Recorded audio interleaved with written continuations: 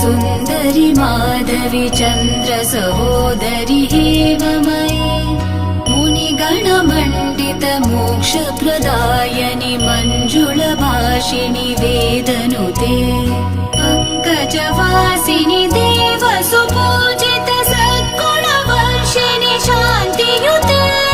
जय जय हे मधुसूदन कामिनि आदिलक्ष्मि जय पालय माम् जय जय हे मधुसूदन कामिनि आदिलक्ष्मि जय पालय माम्